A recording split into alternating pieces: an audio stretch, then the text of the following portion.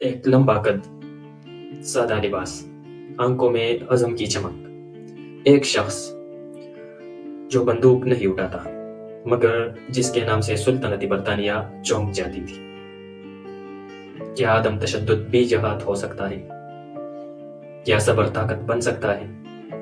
اور کیا ایک مدرسے کا طالب علم پوری قوم کی تقدیر بدل سکتا ہے؟ یہ کہانی ہے ایک ایسے مسلمان کی جسے دنیا نے سرحدی گاندھی کہا، مگر جس کا اصل تعارف تھا عبدالغفار خان، جسے ہم جانتے ہیں باچا خان کے نام سے۔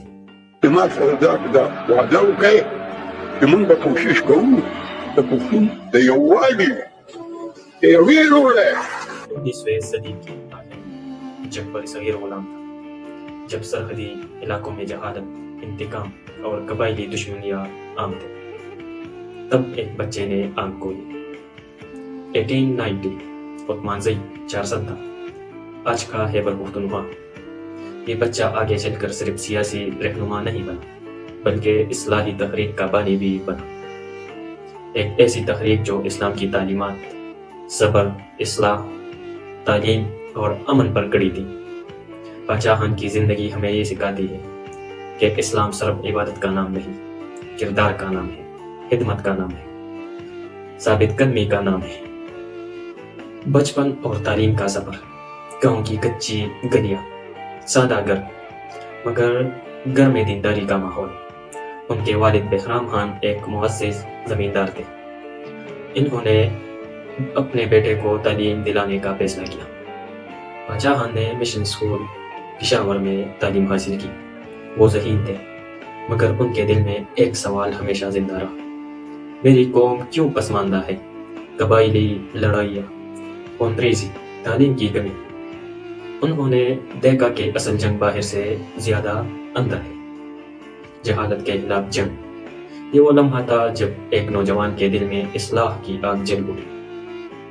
1910 کی دہائی، برطانوی راج مضبوط مگر سرحدی علاقوں میں تعلیمی نظام کمزور۔ باچا خان نے فیصلہ کیا کہ وہ بندوق نہیں، کتاب اٹھائیں گے۔ انہوں نے آزاد اسلامی اسکول قائم کیے، لوگوں کو تعلیم کی طرف بلایا۔ انہوں نے قرآن کی اس تعلیم کو عملی شکل دی۔ اللہ کسی قوم کی حالت نہیں بدلتا جب تک وہ خود اپنی حالت نہ بدلے۔ یہ آیت ان کی جدوجہد کا مرکز بن گئی، مگر برطانوی حکومت کو یہ سب منظور نہ تھا۔ ایک تعلیم یافتہ باشعور قوم حکمرانوں کے لیے خطرہ ہوتی ہے۔ باچا خان کو گرفتار کیا گیا، جیل کی سلاحیں، تنہائی، مگر عزم کمزور نہ ہوا۔ 1929 ایک نئی تحریک کا آغاز، نام رکھا گیا خدائی خدمتگار۔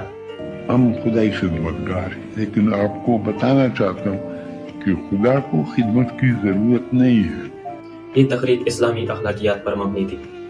رضاکار سرخ لباس پہنتے تھے، وہ حلف اٹھاتے تھے، ہم جھوٹ نہیں بولیں گے، ہم انتقام نہیں لیں گے، ہم صبر کریں گے، ہم اللہ کی مخلوق کی خدمت کریں گے۔ یہ تصور اس دور کے پختون معاشرے میں غیر معمولی تھا۔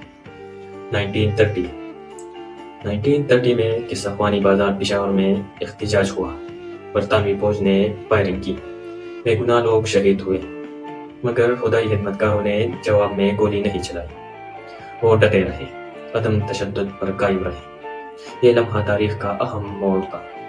ایک نہتے، منظم اور امن اسلامی مزاج کی تحریک ایک سامراجی طاقت کے سامنے کھڑی تھی۔ 1947 برصغیر کی تقسیم، پاکستان وجود میں آیا۔ باچا خان کی سیاست پر اختلافات رہے۔ انہوں نے ریفرینڈم کے طریقہ کار پر تحفظات ظاہر کیے، مگر قیام پاکستان کے بعد انہوں نے حلف اٹھایا کہ وہ ریاست کے وفادار رہیں گے۔ اس کے باوجود انہیں بارہا قید کیا گیا۔ تقریباً 30 سال ان کی زندگی جیلوں میں گزری۔ ایک مسلمان رہنما جو عدم تشدد، اصلاح اور خدمت کا داعی تھا، مگر مسلسل آزمائش میں رہا۔ یہ ان کی زندگی کا سب سے سخت مرحلہ تھا۔ جیل کی کوٹلی، تنہا چار دیواری، ضعیف جسم مگر دل مضبوط، سالہ سال کی قید، بیماری، تنہائی مگر انہوں نے کبھی تشدد کا راستہ اختیار نہیں کیا۔ انہوں نے کہا اسلام صبر اور برداشت کا دین ہے۔ یہ وہ مقام تھا جہاں ان کی زندگی کا اصل پیغام واضح ہوا۔ طاقت صرف ہتھیار میں نہیں ہوتی، طاقت کردار میں ہوتی ہے۔ 1988 باچا خان کا انتقال ہوا۔ انہیں جلال آباد افغانستان میں دفن کیا گیا۔ ان کی نماز جنازہ میں ہزاروں افراد نے شرکت کی۔ ایک زندگی جو قید میں گزری مگر نظریہ آزاد رہا۔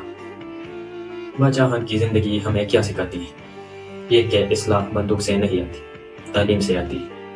یہ کہ اسلام کا اصل پیغام صبر، خدمت اور کردار سازی ہے۔ یہ کہ ظلم کے خلاف کڑا ہونا ضروری ہے مگر اپنے اصولوں کو چھوڑے بغیر۔ آج کے نوجوان کے لیے سبق واضح ہے۔ اگر آپ قوم بدلنا چاہتے ہیں تو خود کو بدلیں، علم حاصل کریں، اخلاق کو مضبوط کریں۔ باچا خان کی زندگی ایک سوال چھوڑتی ہے، کیا ہم بھی اپنی انا چھوڑ کر خدمت کا راستہ اختیار کر سکتے ہیں؟